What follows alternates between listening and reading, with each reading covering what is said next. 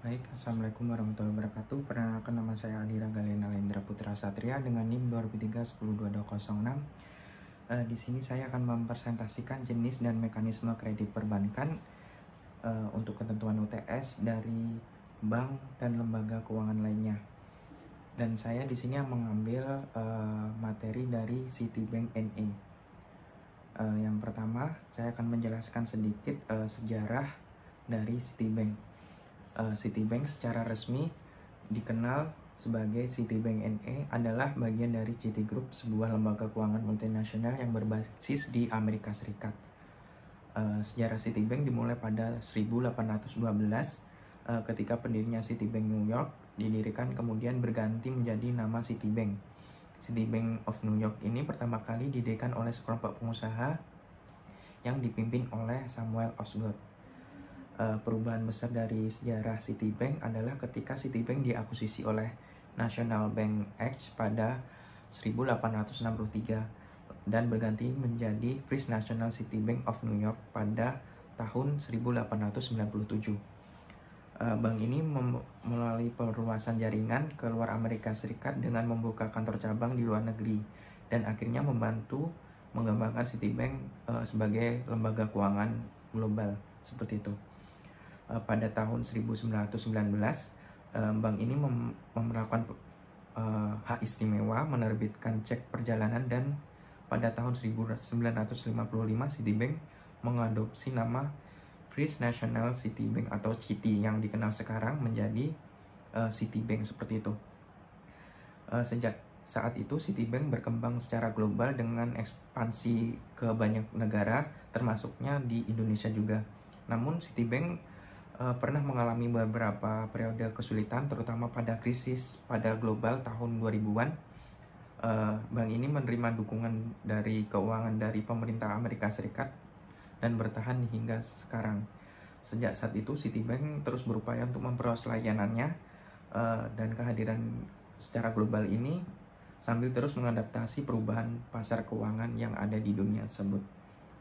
Lalu kita akan masuk jenis Citibank. Jenis-jenis dari Citibank yang ditawarkan ada perbankan retail. Perbankan retail ini termasuk tabungan dan giro, kartu kredit, dan pinjaman dan kredit seperti itu. Lalu yang kedua ada perbankan korporat dan komersial.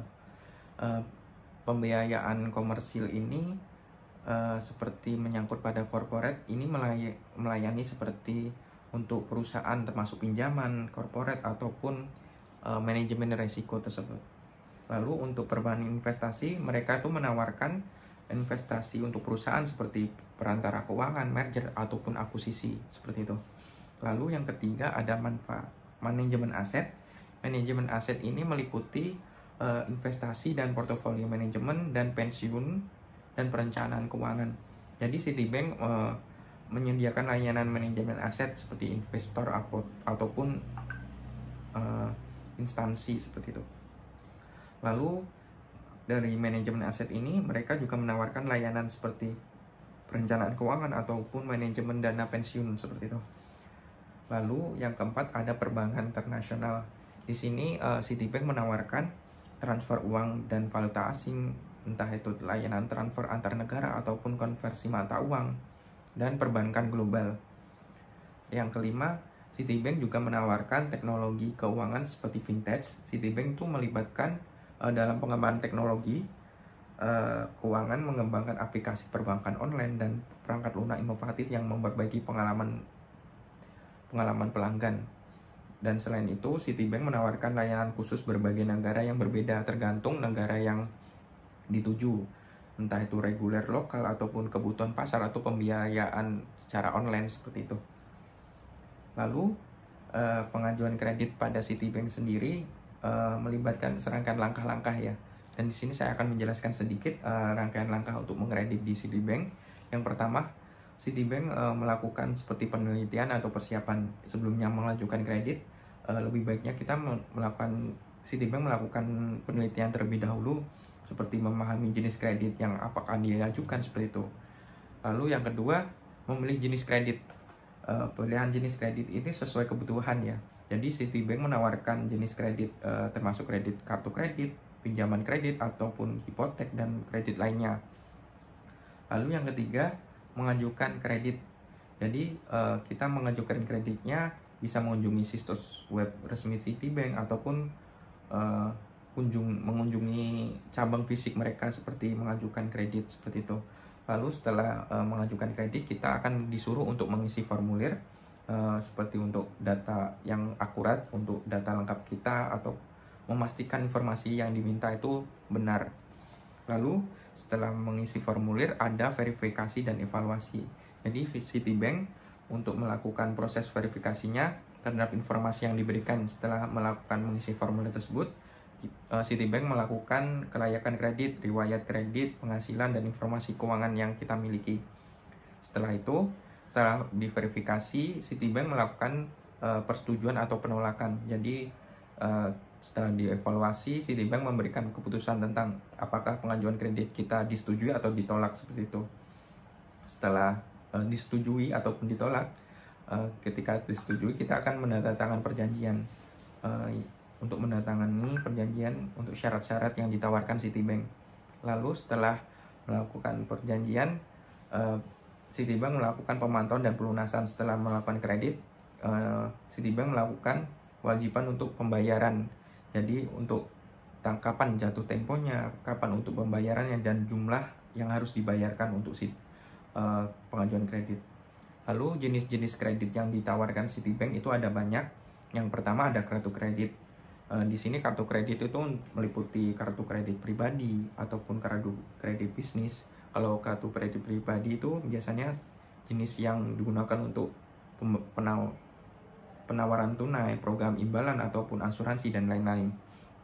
Lalu untuk kartu kredit dirancang khusus untuk kebutuhan khusus ya, untuk manfaat fitur yang sesuai untuk bisnis. Lalu Citibank juga menawarkan pinjaman pribadi. Di sini ada dua, pinjaman pribadi tanpa anggunan dan pinjaman pribadi dengan anggunan. Biasanya kalau jenis ada tanpa anggunan itu tanpa memerlukan jaminan anggunan, seperti entah apa yang digadaikan ataupun jenis apa yang ditawarkan. Lalu tanpa anggunan itu didukung oleh anggunan seperti properti atau investasi. Lalu ada jenis kredit hipotek. Di sini Citibank menawarkan pembiayaan rumah seperti pembelian atau financing pembangunan properti seperti itu. Lalu ada Home Quality Line of Credit atau HQLI, itu manfaat ekuitas rumah sebagai garansinya. Lalu ada pembayaran otomotif. Di sini Citibank juga melayani kredit untuk kendaraan baru atau bekas. Lalu yang kelima ada kredit khusus. Kredit khusus ini meliputi kredit untuk pendidikan ataupun kredit untuk kesehatan, atau biasanya kita sebut seperti asuransi kesehatan ataupun biaya pendidikan. Lalu yang keenam ada kredit corporate dan bisnis. Seperti kredit corporate dan bisnis ini ada dua jenisnya. Ada pinjaman corporate, itu biasanya melayani untuk perusahaan dengan skala besar. Lalu kredit untuk UMKM, biasanya solusi pembiayaan itu untuk usaha kecil dan menengah. Jadi Citibank juga menawarkan untuk corporate ataupun UMKM. Lalu ada kredit investasi dan kredit pensiun. Jika kredit investasi, pembiayaan itu dilakukan untuk investasi baik itu individu ataupun perusahaan. Lalu ada pembiayaan pensiun, itu adalah solusi rencana untuk pensiunan ataupun manajemen keuangan dana seperti itu. Mungkin cukup sekian yang bisa saya jelaskan, kurang lebihnya mohon maaf. Wassalamualaikum warahmatullahi wabarakatuh. Terima kasih.